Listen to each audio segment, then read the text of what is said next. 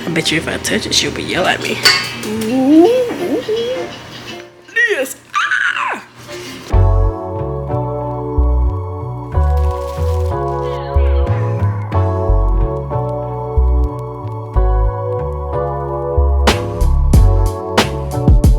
Hello everybody and welcome back. I've got a wholesale order to fulfill, so I'm going to be making several batches of bath bombs, so I thought I would bring you all along with me. So without any further ado, let's get started.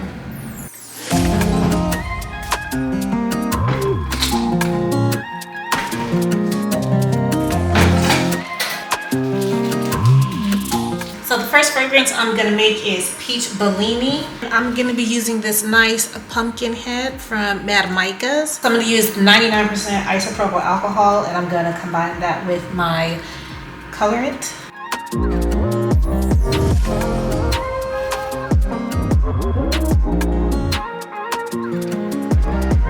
All right, so I'm gonna set my color to the side and let it bloom while I measure out my baking soda.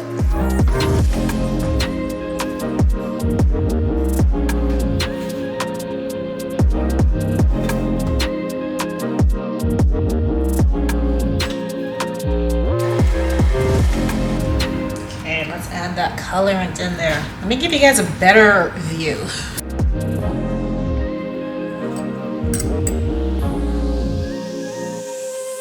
So while that baking soda and colorant mixes, I'm going to go ahead and combine the rest of my dry ingredients. Okay, first I'm going to add my cornstarch. Cornstarch is an excellent binder, and it helps your bath bombs with their hardness. Next, I'll be adding my kaolin clay. And this also helps your bath bombs be very, very hard.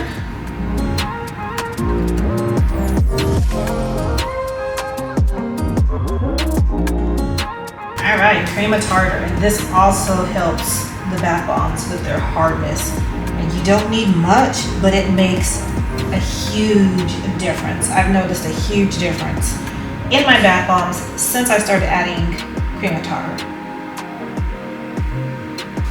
Next, I'm going to add SLSA, and this helps with the foaming, bubbly factor. It's not absolutely necessary, but it makes the bath bombs so beautiful when it hits the waters.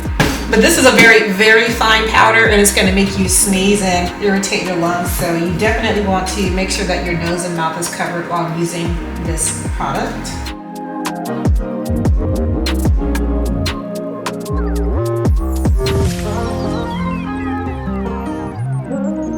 Go ahead and add the rest of our dry ingredients to our baking soda and our dye. While those dry ingredients continue to mix, I'm going to go ahead and start to measure out my liquid ingredients. And I'm going to begin with my shea butter. And I'm actually going to cheat this time, and I'm going to melt it in the microwave using 10-second blasts.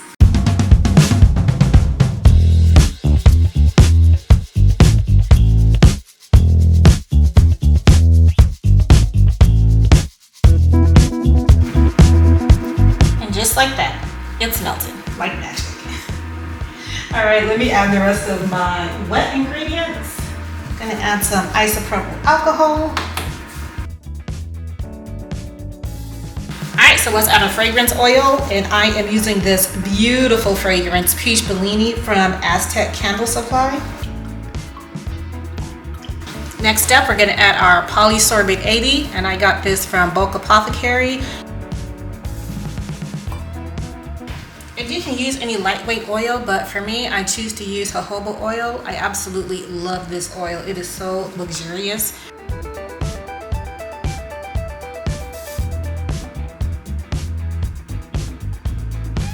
So what I'm going to do now is I'm going to add my wet ingredients to my dry ingredients and let them continue to mix in the stand mixer.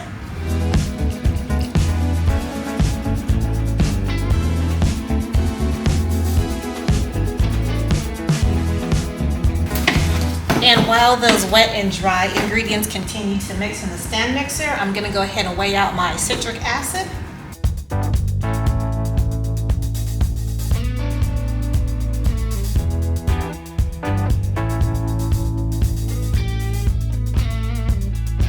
And since I've got some clumps in my citric acid, I'm gonna go ahead and just break this apart with my fingers. All right, all the clumps are gone, so I'm gonna add my citric acid to my combined wet and dry ingredients.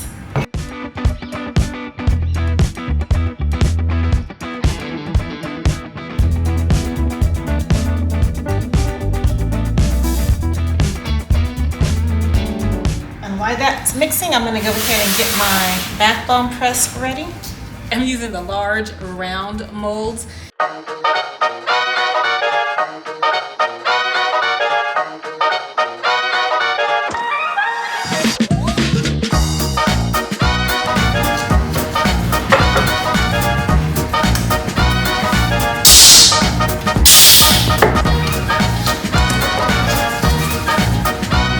Perfect, beautiful.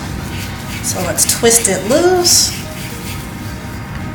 flip it over, might need to loosen it up, there we go. And it should fall into my hand. Beautiful, every time.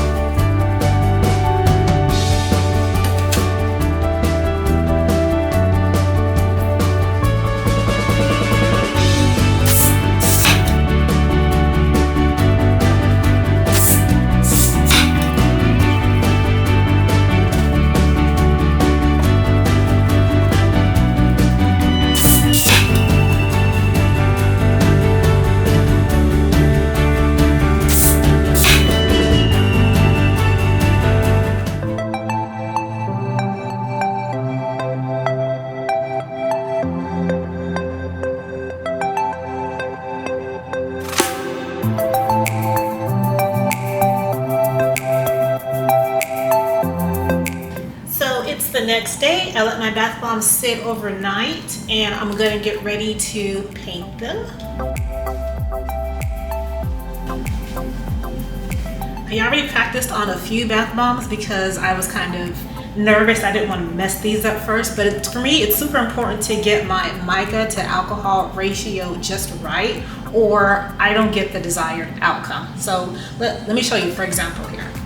So these were, well, this is a bath bomb that broke in half. So I used both of those surfaces to test my mica and alcohol. And this was leftover batter that I had, so I just used a heart-shaped mold for that. But I think this turned out pretty good. Let's see if I can get that close. Yeah, I think it turned out pretty good.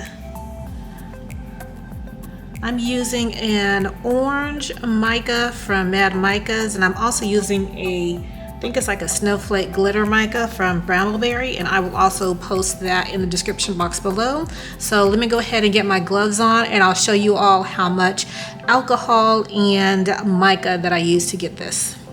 On my initial test, my orange colorant was way too liquidy, and that's why that is so thick. I don't like that thickness. I wanted more thin lines. So I was able to correct that with my silver one. See how those lines are much thinner?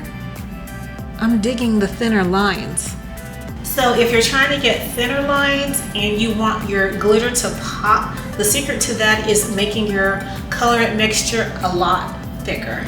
I have maybe a half teaspoon of alcohol in there, and I used about 5 or 6 of these 3 milliliter spoons here. Some of that on my test bombs.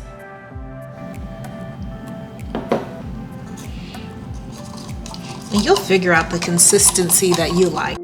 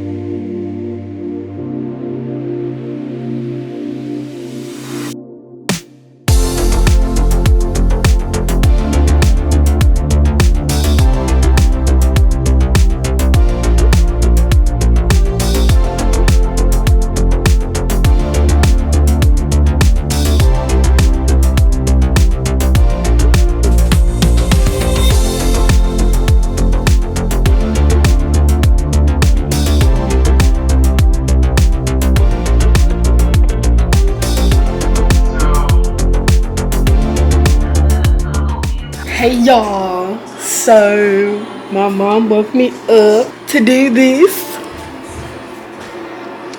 and just watching her do it makes me so tired, so I might end up going back to bed. Has that ever happened to y'all? Y'all just watch y'all parents work after you had a long day of work and you're just like, oh, I'm tired. Not my mom. She'll wake me up to take pictures of the fascinating balls. Bath bomb balls. I bet you if I touch it, she'll be yelling at me. This! Ah!